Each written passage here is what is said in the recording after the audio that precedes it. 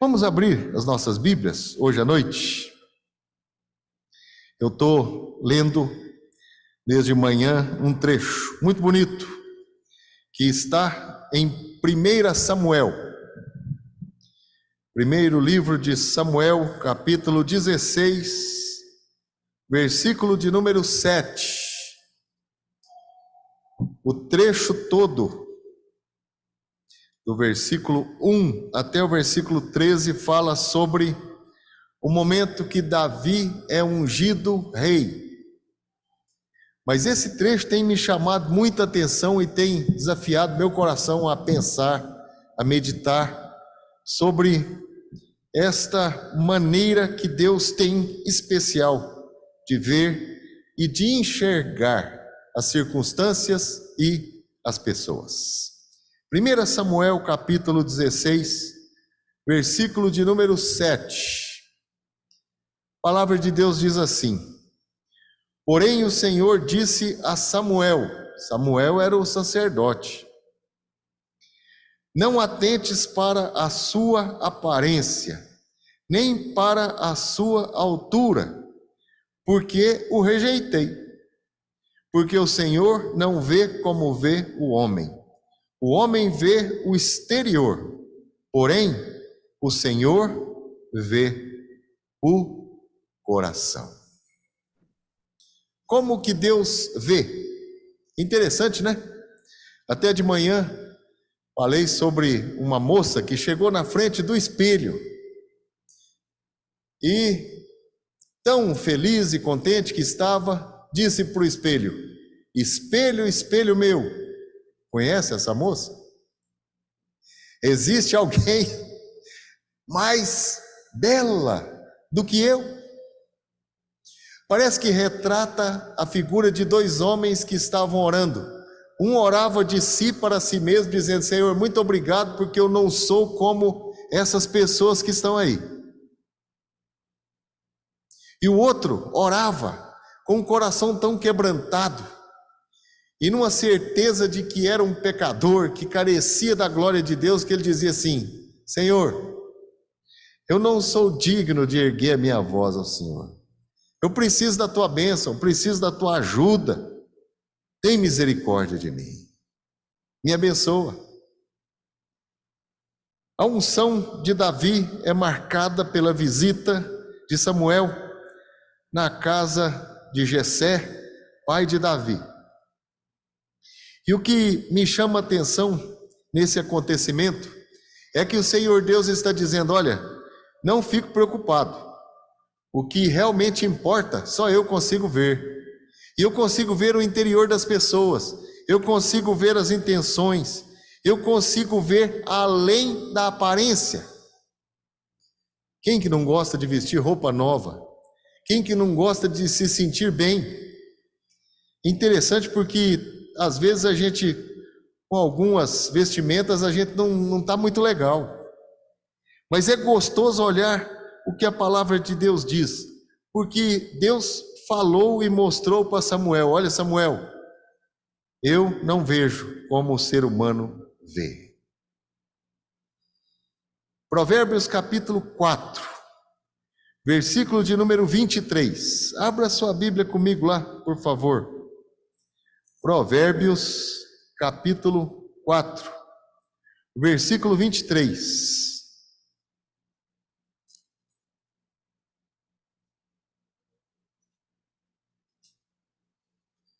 Provérbios 4, 23. Sobre tudo o que se deve guardar, guarda o teu coração, porque dele procedem as fontes da vida. Guardar o coração. A palavra de Deus diz que a boca fala do que o coração está cheio. E com que alimento você tem alimentado o seu coração? O que você tem guardado? O salmista no Salmo 119 diz assim: guarda no coração as tuas palavras, para não pecar contra ti. Nós nos tornamos um povo que não lê a Bíblia mais. Eu tenho mandado diariamente um versículo para muita gente. E sei que muitas pessoas queridas mandam esse versículo para outras tantas pessoas. Mas nós já não temos mais aquele hábito de ler a Bíblia, de sublinhar a Bíblia, de procurar aqui qual seja a boa, agradável e perfeita vontade de Deus. E Deus não vê a aparência, Deus vê o coração. Até para nos enxergarmos no espelho e contemplarmos quem nós somos, nós precisamos que Deus nos ajude. De vez em quando eu olho no espelho e eu não consigo ver coisa boa em mim mesmo. De vez em quando eu olho no espelho e me sinto fracassado. Acho que não tenho condições, que não sou capaz, que não posso fazer muita coisa além do que já tenho feito. E mais do que isso, eu tenho essa convicção plena de que, se não for pela graça e pela misericórdia de Deus, nenhum passo sequer eu consigo dar. Sobretudo, o que se deve guardar, guarda o teu coração. É dele que procedem as fontes da vida. Quando a gente menciona isso, o coração fala, a boca fala do que o coração está cheio. Em alguns momentos Deus nos dá a oportunidade de estarmos perto de algumas pessoas que, ao abrir da sua boca, ministram sobre as nossas vidas e enchem o nosso coração de alegria, de esperança, de gozo.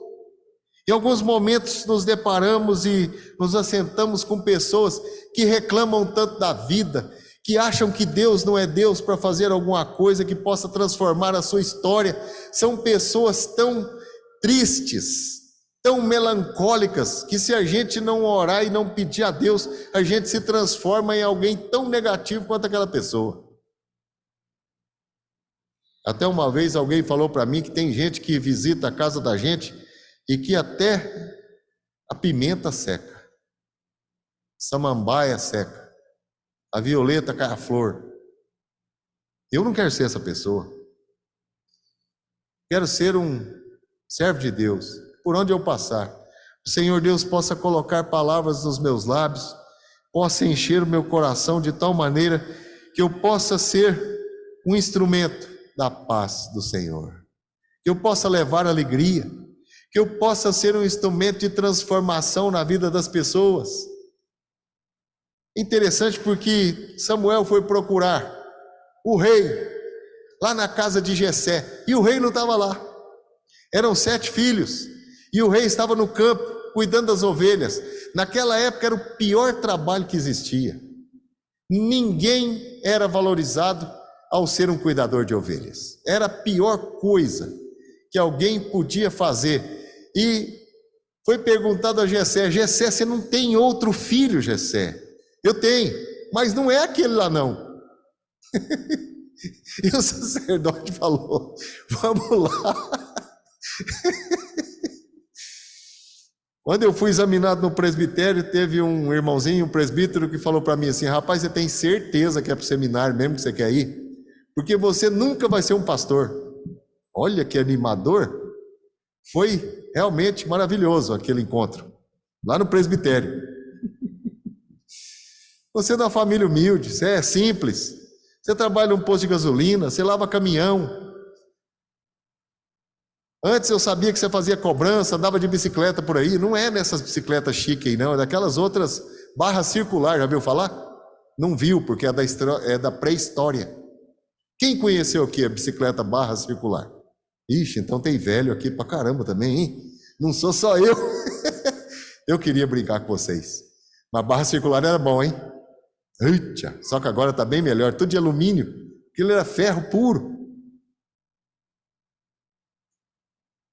Alguma coisa boa pode vir de Nazaré? Perguntaram. Jesus. Aparência. O Senhor Deus não quer prestar muita atenção na aparência. Mas, quando o Senhor disse para Samuel: olha, o homem vê o exterior, porém o Senhor vê o coração. Eu fico com muita vontade de ler o Evangelho de Marcos, capítulo 7, versículo 21, 22 e 23. Abra sua Bíblia, por favor. Vai ser projetado aqui. Evangelho de Marcos, capítulo 7. É muito bonito esse trecho da palavra de Deus. Marcos, o evangelista, Marcos 7. 21, 22, 23. A palavra de Deus diz assim: porque de dentro do coração dos homens é que procedem os maus desígnios, a prostituição, os furtos, os homicídios, os adultérios, a avareza, as malícias, o dolo, a lascívia, a inveja, a blasfêmia, a soberba, a loucura. Ora, todos estes males vêm de dentro e contaminam o homem. Hoje à noite eu estou aqui orando e orando por você também, pedindo: Senhor, dá-me um novo coração. Cria em mim, ó Deus, um coração puro. Renova dentro de mim um espírito inabalável. Me dá um novo coração, Senhor. Me dá um coração que possa bater para o teu louvor, para a tua glória. Um coração que não seja tão sensível às maldades, mas um coração que seja muito sensível ao que o Senhor tem de projeto para a minha vida, para a minha história e para o que eu preciso fazer e realizar. Versículo 21 diz: porque de dentro do coração dos homens é que procedem os maus desígnios. Deus não está Deus não se importa com essa casca. Deus quer ver no meu coração espírito quebrantado, coração compungido, o desejo de viver a vida do Senhor nesta vida aqui da terra, de tal maneira que o meu viver seja acima dessas circunstâncias. Todos nós vivemos momentos difíceis, momentos delicados, todos nós passamos por lutas e lutas tremendas. Tenho certeza que você tem passado, como eu também, porque antes de terminar uma luta já tem 2, 3 na fila esperando, quando a gente não tem que ser como um malabarista. Outro dia eu vi um rapaz no semáforo e ele estava lá com umas facas assim, e ele jogava a faca para cima, e ele tinha 3, depois ele estava com 4, eu falei assim: eu sou esse rapaz aí, ué, porque hoje eu estou com tanta coisa para lidar e tanta coisa para resolver, e não dou conta de nada, e passou um pouquinho, começou a caíram as 4 facas, e ele olhou para o pessoal e disse assim: mas eu preciso de um dinheiro, e eu tinha as moedinhas lá, peguei e dei todas para ele. Esse aqui mereceu, porque ele está na mesma aventura da vida que eu estou. Interessante que era um rapaz argentino, depois fiquei curioso para conversar com ele, porque sempre essas pessoas têm uma história. Mas Deus disse para Samuel: Samuel, eu estou interessado em ver o que existe aí no seu coração. Guardo no coração as tuas palavras, meu Senhor, diz o Salmo 119, para não pecar contra ti. Mas um texto eu ainda preciso ler hoje, antes da gente ir embora para casa. É o Evangelho de Lucas. Evangelho de Lucas, capítulo 6. Abra sua palavra, sua Bíblia. Lucas 6, 45. Vai estar aqui na frente também. Lucas capítulo 6, versículo 45.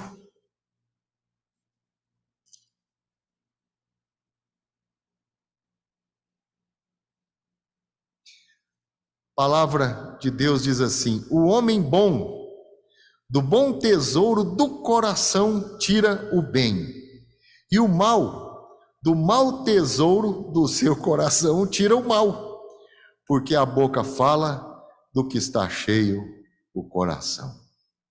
O homem bom, do bom tesouro do coração, tira o bem. Que Deus tenha misericórdia de nós, queridos irmãos e irmãs. Que o Senhor Deus nos dê um tesouro no nosso coração. e que nós possamos ser agentes da paz, agentes da misericórdia, agentes de salvação, agentes de conforto, que a nossa vida seja sempre para o melhor e que ao abrir dos nossos lábios possamos ter um para o outro palavra de conforto, de exortação, palavra de edificação. Gosto quando a palavra de Deus diz assim, que o que saia da sua boca seja útil para edificar. Tem muita coisa que a gente não precisa falar. Eu que sou um falador, vocês sabem muito bem. Eu falo pelos cotovelos. E como eu me arrependo de dizer algumas coisas. Uma frase que eu guardo no meu coração é esta, que nós somos donos das palavras que nós não falamos, mas que não nos pertence mais o controle daquilo que nós já dissemos. Depois que a gente fala alguma coisa, recolher aquilo tudo de volta é um trabalho árduo e impossível. Senhor, se a boca fala do que o coração está cheio, eu quero encher o meu coração com a tua palavra. E o último texto que quero ler hoje à noite é o de 1 Tessalonicenses 2, versículo 4. Mais para o finalzinho das nossas Bíblias, livro de 1 Tessalonicenses, capítulo 2, versículo de número 4.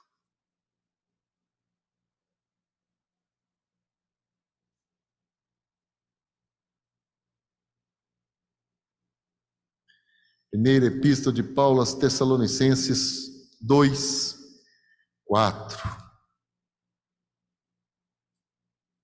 Pelo contrário, visto que fomos aprovados por Deus, a ponto de nos confiar Ele o Evangelho, assim falamos, não para que agrademos os homens, e sim a Deus, que prova os nossos corações. Teve um tempo que os corações eram pesados, era um tempo das indulgências. Vocês estudaram isso na história. E quem tinha chagas, que é aquela doença do coração bem grande, tinha pecado demais, né? Tinha que pagar. Deus prova o coração, Deus prova a intenção da minha vida, Deus prova. E eu quero encerrar falando sobre a vida deste homem chamado Davi. Davi estava sendo escolhido para uma tarefa que era maior do que ele mesmo. No texto de 1 Samuel, capítulo 16, no versículo 13, nós precisamos ler, porque diz assim: tomou Samuel o chifre do azeite e ungiu no meio dos seus irmãos, e daquele dia em diante o Espírito do Senhor se apossou de Davi. E então Samuel se levantou e foi para Ramá. O Senhor não vê como os homens veem, mas o Senhor chama a mim e chama você. E nós temos tarefas para cumprir para a glória de Deus. E esse serviço será cumprido com a ajuda do Senhor.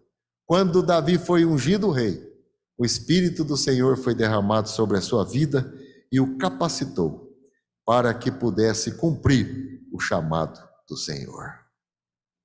Coração. Aquele lugar que Deus quer trabalhar e quer mudar. O Senhor não vê como os homens veem. Queria que você desse uma olhadinha para quem está aí pertinho de você. Tem alguém perto? Olha para frente, para trás. Quem está por aí? Dá uma olhadinha. Olha para o Éden.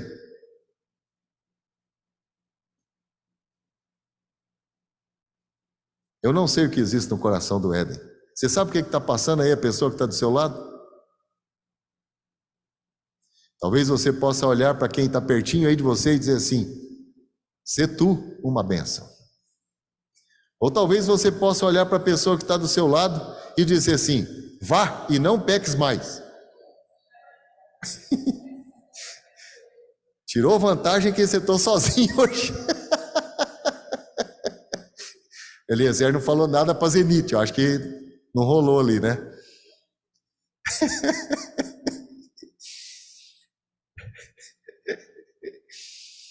Você pode olhar para a pessoa e dizer assim: Deus é tão bom, tão bom, tão bom, que eu tenho certeza que Ele vai transformar na sua vida todo o mal em bem e vai fazer você superabundar da sua graça, do seu poder e da alegria do Santo Espírito. Bacana isso, né? Qual é a palavra que você tem para dizer para quem está pertinho de você aí? Ou qual é a palavra que você tem para dizer para você mesmo? Eu tenho uma palavra para dizer para mim: coragem. Vá em frente. Você tem colocado a mão no arado, não olhe para trás. Vá em frente. Continua com fé, olhando firmemente para o autor e o consumador da fé, que é Jesus. Mesmo que aparentemente você está desfalecendo, o Senhor Deus fará de você um vencedor, mais do que vencedor. No Senhor, nós somos mais do que vencedores. Sê tu uma bênção. E que o Senhor possa te dar um novo coração, cheio do Espírito, da palavra e da vontade de Deus.